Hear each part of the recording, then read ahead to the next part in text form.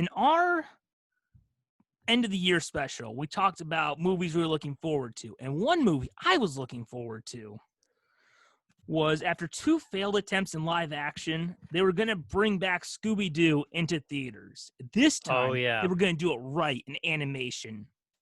And the new movie called Scoob. Why it's called Scoob, I don't know, but that's what they did. New CGI in theaters cartoon. For some reason, they decided to replace all the actual voice actors with celebrities, which I don't understand, but whatever. And I watched it. And you know what? I went in. This was a movie I was excited for because, all right, we have a lot of Pixar movies. We were finally gonna get like a nice anime comedy Yeah. in theaters. Obviously, it didn't happen in theaters because they dropped on HBO Max. Yeah. But I was looking forward to. I was like, man, after all these attempts, we're finally gonna get it right. So I watched it. I watched Scoob. Now, I think we talked about earlier. You were more interested in Scoob than like previous live action versions because it was finally animated or something. Or... Yeah, I thought the previews made it look like it was an improvement at least. Yes. So I watched it. And I was watching the first 15 minutes. And I was like, wow, this is pretty good. And you have it, it's like where they have how they show how Scooby and Shaggy meet. And then it shows how they meet the kids, how they meet Fred, Daphne, and Velma. And then it shows how they capture their first ghost on Halloween night. Because they're all dressed as different superheroes. Well, they're all dressed as different things. I think Daphne was Wonder Woman. Shaggy and Scooby were this character, Blue Falcon and Dynamite, which is like a old Hanna-Barbera, a very obscure Hanna-Barbera cartoon. Yeah. And Velma was Ruth Bader Ginsburg. Oh. Which I was like, that seems very Lisa Simpson of her.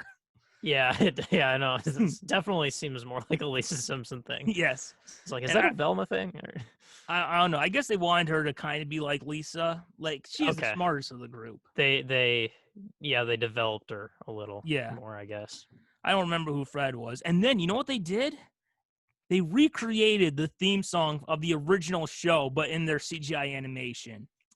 That is awesome. Yes. First 10 minutes, I was so in. I was like, okay, you got me. And then the rest of the movie turned out to be a steaming pile of crap. Oh, no. Because, oh my God. You know what happened? You know what happened next? Like minute 16? Yes. No. It was 10 minutes were good. Then we get to minute 11. Okay. They're at like a restaurant and they're talking about their social media numbers, which I'm like, oh God. If there's one thing I can't stand in like storytelling, it's, guys, how many likes are we going to get on social media? I don't care. Yeah. I knew we were in trouble when they brought in Simon Cowell for no reason. Oh. He's going to be their new manager, and he's like, okay, look, everything's working except for Shaggy and Scooby. Adding nothing to the team. You're making it so they don't get as many likes on social media. It won't work. So I'm like, the hell is this? What kind of crap? What is going on? And then, so Shaggy and Scooby are bowling. They get sucked up in some ray thing. I don't know. I don't care. And they meet. God, what was it? Blue Falcon and Dynamite. Once again, very obscure Hanna-Barbera characters that most people don't care about. Yeah. And the whole movie is them teaming up with him. That's the premise of the movie. Scooby-Doo and friends teaming up with obscure Hanna-Barbera characters. Literally, no one's ever heard of it unless you're like 60. But even then, 60 is pushing it because I think this show only lasted like 17 episodes. And then the bad guys from Wacky Races, another obscure Hanna-Barbera show. And it's them they're trying to find something. Because by this point, I've checked out. I'm like, screw this piece of crap. And it was bad. There were so many just lame jokes about Instagram.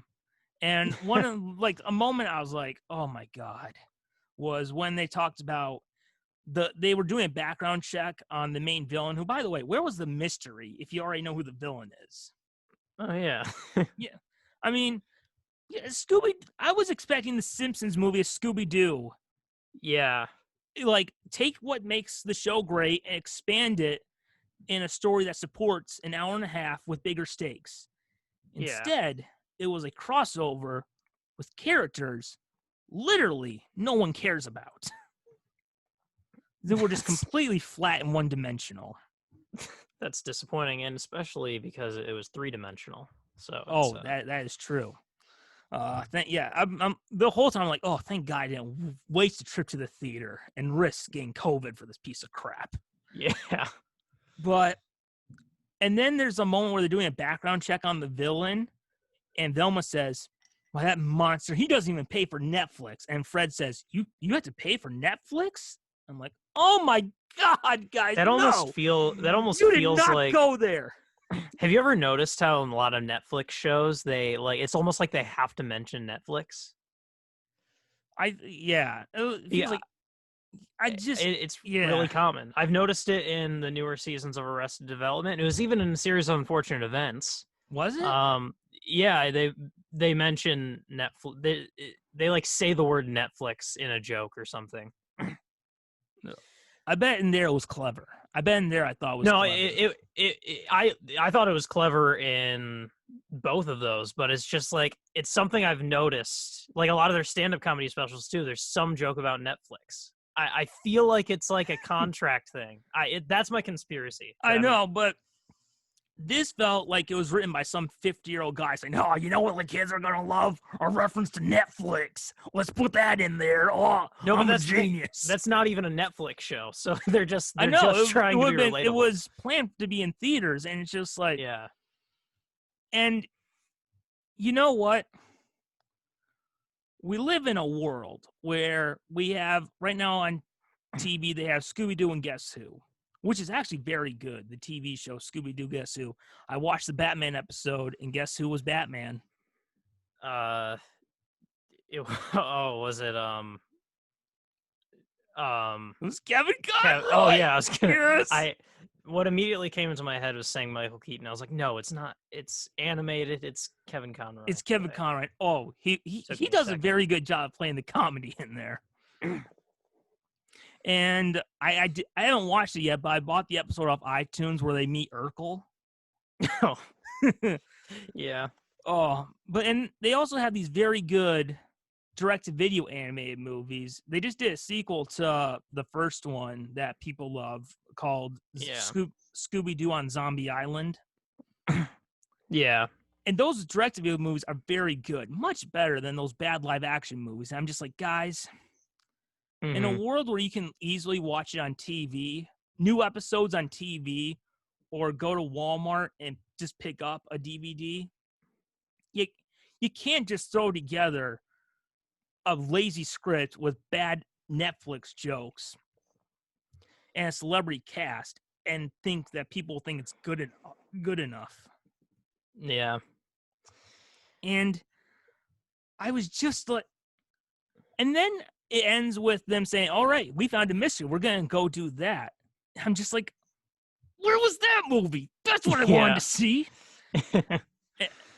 And honestly, it really sucks that a lot of the voice cast wasn't there. The only one who came back was Frank Welker as Scooby yeah, Doo. He didn't even get to yeah, play Freddy. But I'm like, you yeah, know what? They dodged a bullet because they're in a movie, a direct-to-video animated movie that comes out in October, which looks so much better than this piece of crap. yeah, And I was just watching it, and I remember just thinking, wow, I think the live-action ones are better than this. yeah. And I just remember just being like, you know what?